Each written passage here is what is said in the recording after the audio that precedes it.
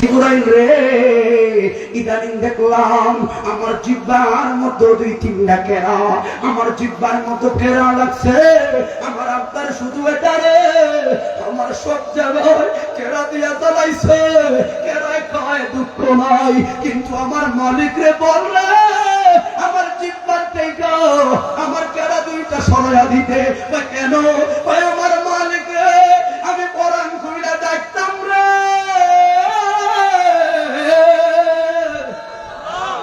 আমার জিহ্বাতে কেরাগুলো লাগার কারণে আল্লাহ শব্দটা আমি মুখ দিয়ে আনতে পারি না।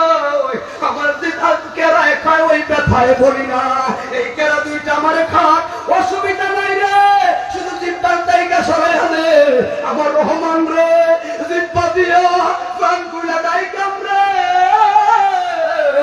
জবান খুলে বলি আল্লাহু আকবার। তাড়াতাড়ি আমার আয়ুবরে করে লো, আর দেরি করিস না, ওই কুফের মধ্যে ফলাইয়া দে। 18টা বছর আল্লাহর শুকুর থেকে সরে না, আল্লাহ খুশি হইয়া 18 বছরের যুবক বানাইয়া দিছে।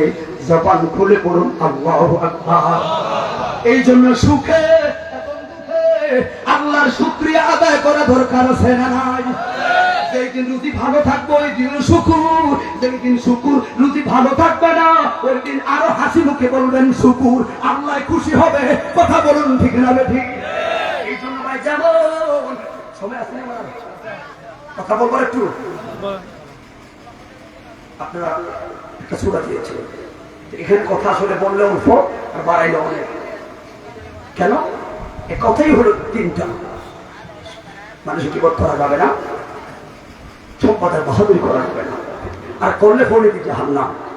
কারণ প্রত্যেকটা সূরা আপনি মনে করবেন কোরআন শরীফের তাফসীরের ক্ষেত্রে নস ভিত্তিক আপনার কথা বলা লাগবে। যেমন যে লোকটা 4টা নস কথা বলবে, যেমন ইবারাতুন নস, দালালাতুন নস, ইক্তেদাউন নস, ইশারাতুন নস। এখন আমরা ইবারাতুন নস সব বললাম, কিন্তু দালালাতুন নস এটাই আপনাকে কোন দলিল সাবিত করে একটাই কথা, আমার আল্লাহর রহমতের মধ্যে থাকা লাগবে। কথা বলো ঠিক না ঠিক? কারণ আল্লাহর রহমতের মধ্যে থাকলে জান্নাত আছে না? কথা বলা আছে না? আসলে বিশ্বাস আপনাদের আছে? এই যে সবাই ডান হাতটা তোলেন, ডান হাত তোলেন সবাই আমার সাথে বলেন আল্লাহু আকবার। লা শারীকা লাহু ইল্লাল্লাহ, লা ইলাহা ইল্লাল্লাহু মুহাম্মাদুর রাসূলুল্লাহ। আল্লাহ কবুল করে বলুন আমিন। সর্বক্ষেত্রে নিজেকে ছোট করে রাখলে আপনার দাম বাড়বে। কথা বলো ঠিক না ঠিক? এই আয়াতগুলো ইশারা দিচ্ছে, কারণ ছোট হলে আপনার দাম কমবে না, আল্লাহ পাক আপনাকে গ্রহণ করবে। কথা বলে ঠিক না? আর আমরা সুখে দুঃখে তোমার নাম জপিলে বলে বড় শান্তি পাই আমরা, কেহ নাই আল্লাহ নবী বিনে।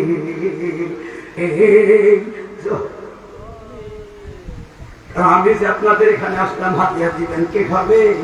ছেলে মেয়েরা খাবে। এটা আমাদের কষ্টের ভাগ্য, ওরা নিবে না। কথা বলার কষ্ট আছে।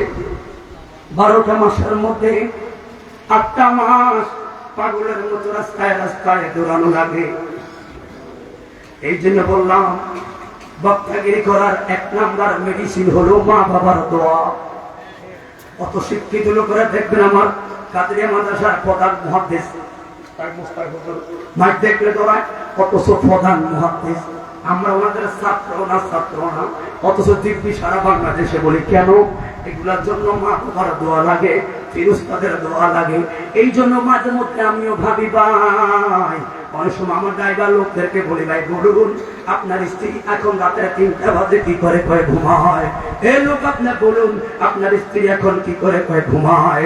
পুষ্পুর বাজারে গেলাম, ওই আমার চন্দনেশ্বর বাজারে গেলাম, ফটিকছড়িতে 3টা বাজে যায় দেখলাম ডিস্ট্রিক্ট গাড়িগুলো ফুট থেকে আইলো, কেড়ে রাতের 3টা বাজে ঠান্ডা দিয়া এই বস্তাগুলো নামাইয়া গোড়ার মধ্যে কেড়ে, মায় তো নাই রে, মায় তো ঘুমায়, কেড়ে আমার বাবা।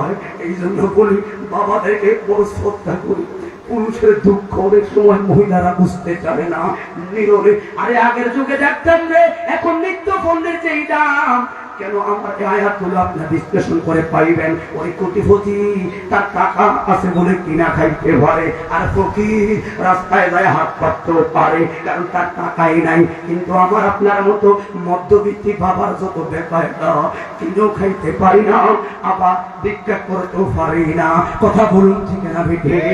এখন আমার রুচি কত আর খরচ কত? আগে দেখতাম রাতে মা চোখের জলে পানি দিত, এখন অসংখ্য রিক্সার ড্রাইভার দিন মজুর বাবার চোখের জলে পালিশ ভিজে হুফয়া হুফয়া কান্দে। মায়ের কতটুকু কান্দেন কেন? আমার মার কথা মনে পড়ছে, আমার বাবার কথা মনে পড়ছে। আসলে না, আগামীকাল যে কাজের মিল নাই, তোরে কি খাওয়াইম ছেলেদেরকে, কি খাওয়াইম মেয়েদেরকে। এই জন্য আমি অনুরোধ করি, ও টাকা এই সূরাতুল হুমাযার 4 নাম্বার আয়াত সংগ্রহ করবই, কথাগুলো পাইবেন। আপনি হলেন বড় টাকাওয়ালা, আপনার আওলায় 15-20 জন 100 জন লোক শ্রমিক কাজ করে।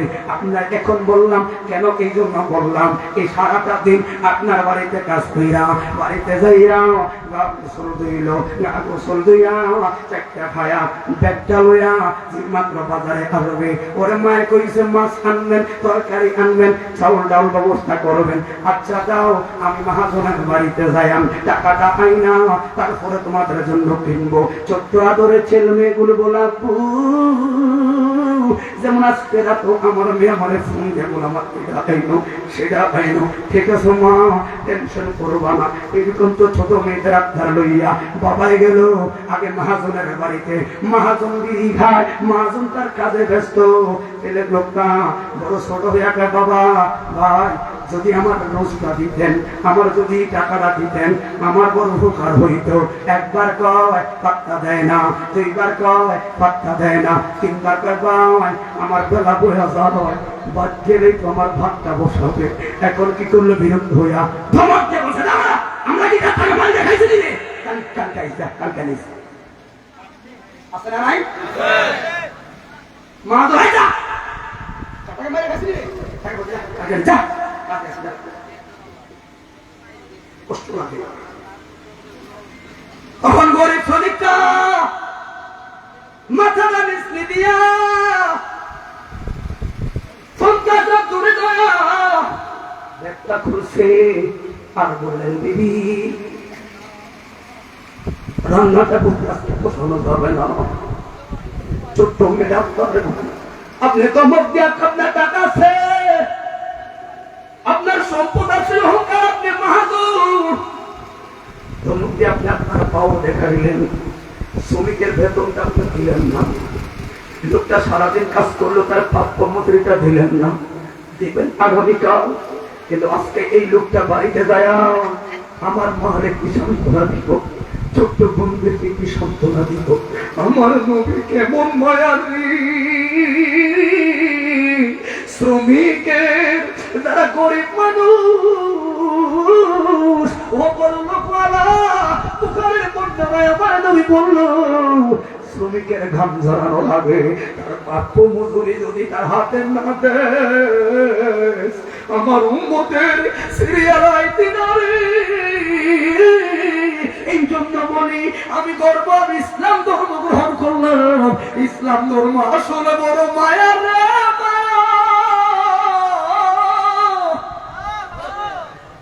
সুখে দুঃখে একজন ভাই আরেকজন ভাইয়ের বাড়ি যেন বললাম, ইসলাম হলো শান্তি।